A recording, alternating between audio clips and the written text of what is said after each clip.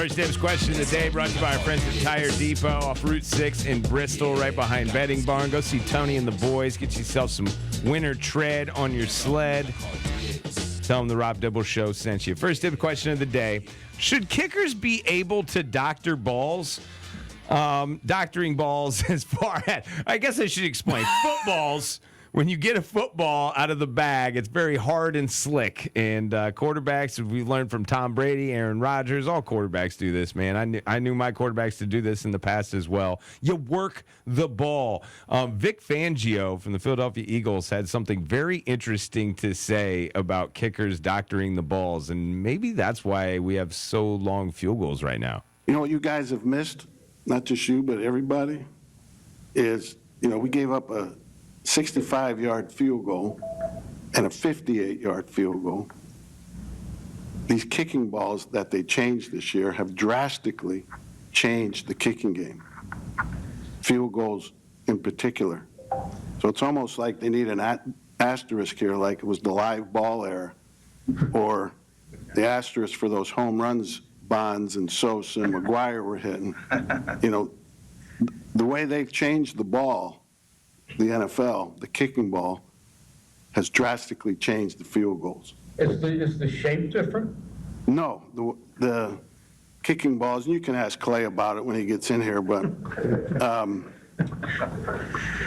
in years past, the officials would rub them down, or other people would rub them down, and you play with them. Now the balls are in-house all week, and they kick those balls that they've had, and nobody else touches them. I mean, the guy in Dallas is going to hit a 70-plus yarder this year. You can just book it. Does it change the way you call? Yeah, I mean, who thought they would hit a 65-yarder the other day? So it's drastically changed the game, the kicking game, and the field goal. Guys have longer range than they used to. Kind of like Brady Anderson with the Orioles. And we went from 15 homers to 50 in 1 year. You used performance-enhancing drugs. I am insinuating that. Listen, Aaron's still your home run champion. He is, definitely. some people, invoke Barry Bonds. Fangio brings up Brady Anderson. I love the cross-training. I love a coach that can talk. Mike Cavanaugh for UConn men's hockey always brings up other sports. Yeah. He's got. I love it. I love when coaches, and so Nick Fangio like you said, he showed off the Bonds, Sosa, McGuire. Anyone can drop those three names.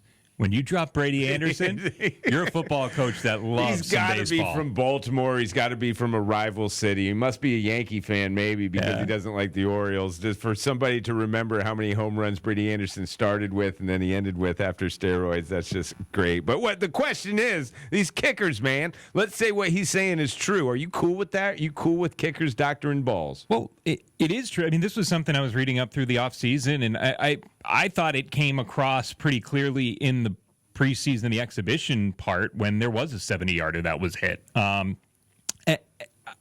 guess for me, the interesting part is that there have actually been 5 fewer attempts through the same amount of weeks this year than last year in terms of 50-plus yarders. So teams have attempted the same, relatively, 76 attempts this year from that distance versus 81 last year, but I think you are seeing far more from that 65 range. I mean, those used to be reserved for just end of half type scenarios because you miss it and you're giving the other team the ball at midfield. And so that's the risk reward that's being run now. And the question is not, does the guy have the leg from 65 yards? I think we've got 30 kickers in the league that have range from 65 yards now with the doctored balls. It's just a matter of, okay, if this guy can hit it, 2/3 of the time from that distance, that one time that you give the other team the ball at midfield, is that worth it? I always found it weird that even in high school that you had different balls in football for situations. Like the home team provides footballs, and I think this is still the case in most venues, whether it's high school or college. And then there are kicking balls, and the refs even know. And I always thought that was weird. Like the refs even know that these balls are like made for kicking. Like why? Because they're a little softer. They're easier to kick. Well, why would you give that to me? And I'm like, well, because it's make you look better, I guess. Have you ever tried kicking a rock? It hurts. It's not easy. True. Dibs always brings this up, too. Why can't we just have one football and everybody plays with that one football?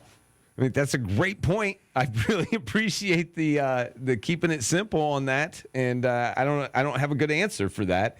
But I don't really care about this either. Like, I'm cool with kickers being able to doctor balls. As much as I hate kickers and think Dan Patrick Show almost stole my idea. Paulie brought it up yesterday. We need to let someone on the last play, one of the 11, has to do the kicking. So if you want to punt, somebody from that last play that was on the field has to be the punter. The ball can only touch a foot of someone who was on the previous play. If you want to do a kickoff, the guy who's kicking the ball should be on the touchdown scoring team. And if it's 3rd and 10 and you're on defense or you're on offense and right. you're thinking that you're going to punt it, your punter needs to be the slot receiver. I mean, you can do it that way. That could be your strategy. Or maybe you start recruiting receivers that can also, punt and kick every now and then. Or maybe some quarterbacks that could punt and kick every now and then. It's not that hard. Ray Guy played multiple positions. So true. He was good at it. So the list goes on and on and on of people who can pull it off. I want to see